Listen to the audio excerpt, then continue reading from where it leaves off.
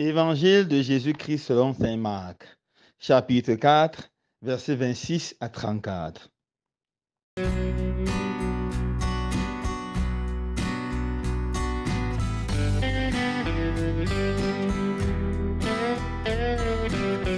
En ce temps-là, parlant à la foule, Jésus disait, « Il en est du règne de Dieu comme d'un homme qui jette en terre la semence, nuit et jour.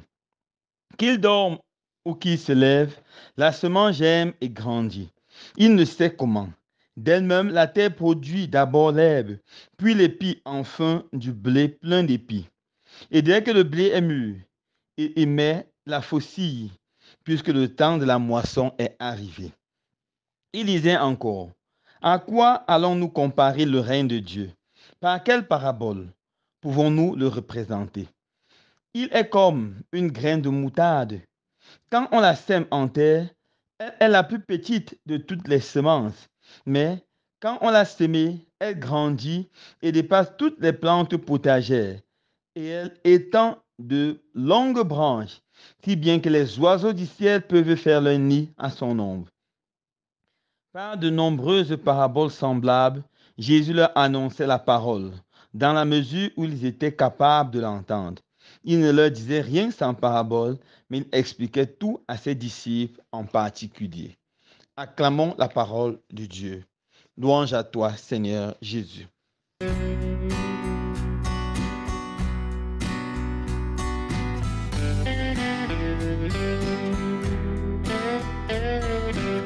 Frères et sœurs bien-aimés, aujourd'hui nous célébrons avec beaucoup de joie le 11e dimanche du temps ordinaire de l'année liturgique B. Dans l'évangile de ce jour, Jésus raconte deux paraboles pour essayer de faire comprendre à ses apôtres à quoi ressemble le royaume des cieux.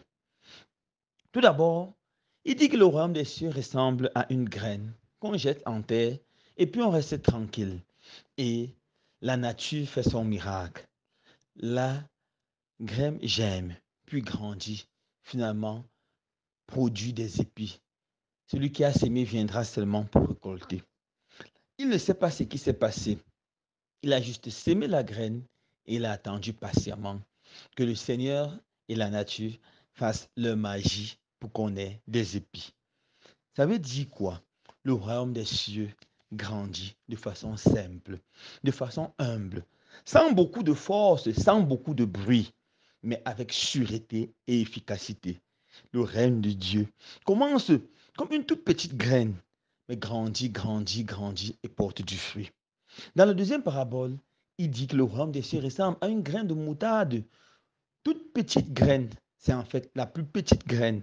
Mais quand on la jette, elle grandit, elle devient un grand arbre.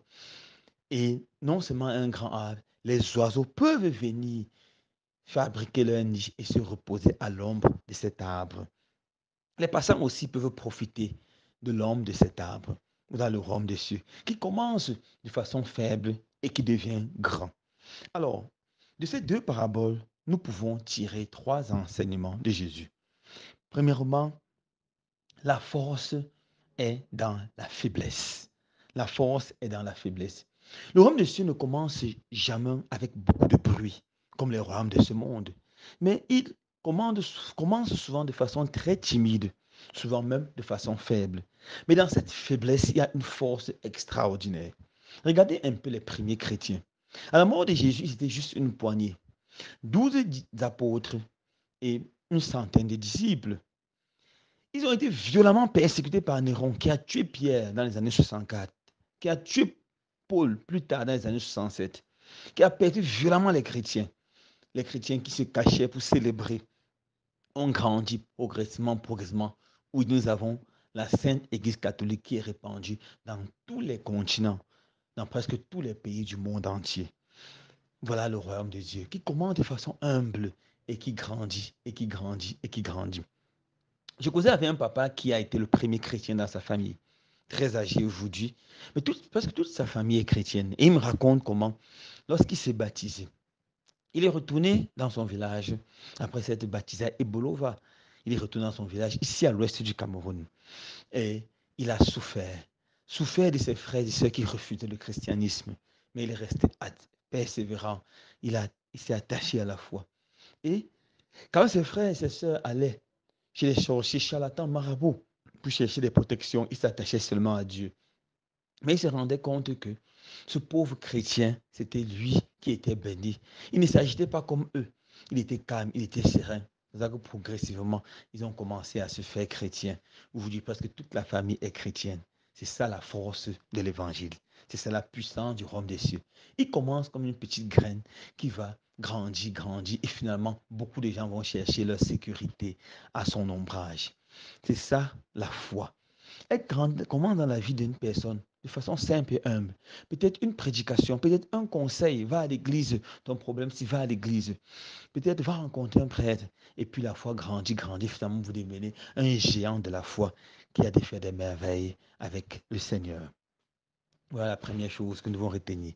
La force est dans la faiblesse. Deuxième chose, Dieu doit être rencontré dans les choses simples, les choses ordinaires et non dans les choses extraordinaires. Oui, mes frères et sœurs bien-aimés, il y a beaucoup déjà de prédications aujourd'hui. Il y a des pasteurs qui prêchent la prospérité. Je suivais une vidéo qui m'a fait beaucoup rire. Un pasteur ou un faux prophète qui était en train de prêcher avec une foule de fidèles. Et il disait, maintenant je prophétise que les zéros vont s'ajouter dans vos comptes bancaires. Peu importe ce que dans ton compte bancaire, après cette prédication, on va interroger ton solde. Tu vas voir qu'il y aura 2, 3, 4 zéros devant. Et les chrétiens étant d'écrire Alléluia, Alléluia. Ça, c'est du pur et du simple mensonge, de la pure et simple manipulation. Les gens veulent que le royaume de Dieu apparaisse de façon spectaculaire. Non, non, non, non, non. Le royaume de Dieu avance de façon humble, comme une graine qui grandit. Qui peut nous dire qu'il a déjà vu une graine de maïs grandir? Absolument pas.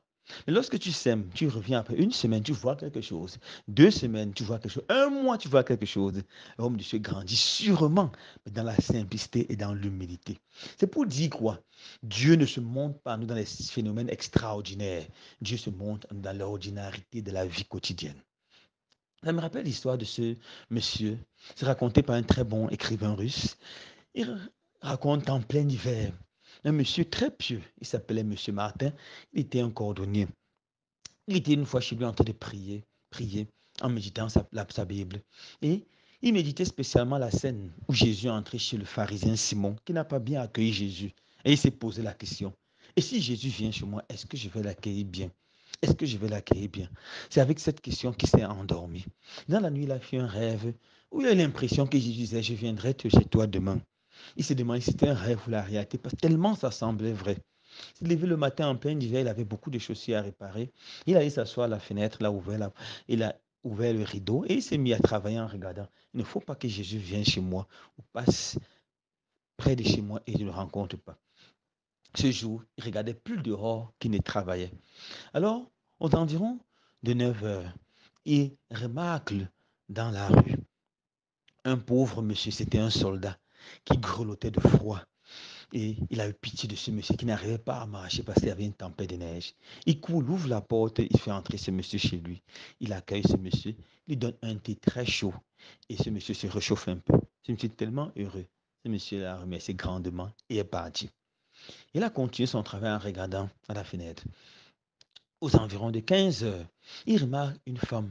Elle était habillée de façon très légère, avec des habits tout déchirés, ce que nous appelons souvent les haillons, et elle portait un bébé mal vêtu. Il a vu cette femme dans le froid, du mon Dieu, comment un être humain peut être dans ces conditions. Il a couru, il a invité cette femme chez lui. Elle est entrée là pour faire une soupe bien chaude. Il a pu offrir un peu de lait à l'enfant. Puis il allait chercher des habits, il a offert des habits et un manteau. Et quand il partait, il a donné quelques pièces d'argent à cette femme. Il a dit, ça pourra t'aider. La femme était tellement heureuse qu'elle s'est fondue en sanglots. Elle a commencé à pleurer. Elle a dit, comment vous pouvez être aussi bon? C'est Jésus lui-même qui vous a créé et mis sur mon chemin. C'est avec cette parole aimable et de bénédiction que cette femme est sortie. Quand il commençait déjà à faire sombre, il a vu une maman, c'était une femme déjà assez âgée, qui passait avec des pommes de France dans un panier. Et un enfant a volé une. Il a commencé à fuir. La maman a pu l'attraper par les cheveux. Elle s'est mise à le battre avec une violence terrible. Alors, le monsieur a descendu en courant, a séparé la bagarre, a essayé de calmer la femme, a payé cette, pour cette pomme et a supplié la femme de pardonner au monsieur, à ce jeune garçon. Elle a laissé le jeune garçon et la femme est partie. Il s'est rendu compte que le jeune garçon était un enfant affamé. Il a amené l'enfant à la maison, lui a donné à manger, des vêtements et l'enfant est parti. Après avoir fait cela, il commençait à faire noir. Il a allumé sa lampe, il a commencé à lire sa Bible. Lorsqu'il a ouvert pour lire sa Bible, c'est comme s'il a eu un coup de sommeil. Mais il a suivi le Seigneur qui lui dit, je suis venu et tu m'as accueilli par 3 fois. Il a dit, mais Seigneur, comment? Et il a vu immédiatement le visage de ce soldat qui lui a dit, j'étais là. Le visage était souriant, j'étais là, il a souri. Puis il a vu le visage de cette maman et celui du bébé. Et la voix dit, j'étais là. La femme et le bébé ont souri, puis disparu. Et il a vu finalement le visage de cette femme et de cet enfant qui ont failli s'entretuer dans cette bagarre. Il a suivi cette voix, j'étais là. Et là, il a compris que vraiment Jésus était là dans les choses les plus ordinaires, pas dans les choses sophistiquées, pas dans les grandes visions ou dans les grands miracles, mais dans la bonté de la vie quotidienne, il a rencontré Jésus. Alors il a ouvert sa Bible pour continuer à lire et s'endormir dans la méditation des paroles de Dieu. Il tombe sur Matthieu chapitre 25 où Jésus dit, j'avais faim, tu m'as donné à manger. J'avais soif, tu m'as donné à boire. J'étais un étranger, tu m'as accueilli. Il a compris qu'effectivement, il ne s'agit pas d'une série de rêves, c'est Jésus qui est en train de lui parler. Oui, mon frère, ma soeur, dans ta vie ordinaire, tu peux rencontrer Jésus. Il est très souvent présent dans le visage du pauvre, du faible, de celui qui te demande quelque chose. Peux-tu voir Jésus là-bas et le contempler? La dernière leçon que sort de l'évangile de ce jour, c'est qu'il y a de la puissance dans la faiblesse. Il y a de la puissance dans la faiblesse. En général, nous cherchons toujours ce qu'il y a de fort, ce qu'il y a de grand, ce qu'il y a de spectaculaire. Mais Jésus dit, le royaume des cieux commence par une graine, juste une graine. Qu'est-ce qu'il y a de plus faible qu'une graine? Une graine peut être jetée ou négligée. Mais dans cette graine, elle a la capacité de grandir, de germer et de porter beaucoup, beaucoup, beaucoup de fruits. Souvent, nous sommes désolés de voir nos faiblesses. Nous ne voulons pas avoir des faiblesses. Nous ne voulons pas avoir des défauts. Nous ne voulons pas pleurer. Nous voulons toujours être forts. D'ailleurs, dans beaucoup de nos cultures, on nous dit, les hommes ne pleurent pas. Ils doivent toujours être forts. Toujours être forts. Oui, mes frères et sœurs bien-aimés, nous devons changer de paradigme et comprendre que dans la faiblesse, il y a souvent beaucoup de force. Dans la faiblesse, il y a souvent beaucoup de puissance. Et dans la faiblesse, il y a très souvent la grâce et la puissance de Dieu. Et accepter nos faiblesses, les présenter au Seigneur. Et de ces faiblesses, le Seigneur fera jaillir la force de son amour, la puissance de son esprit. Demande de donner la grâce d'être cette petite sémence qui va avoir un impact grand dans la vie des autres, dans la vie du monde.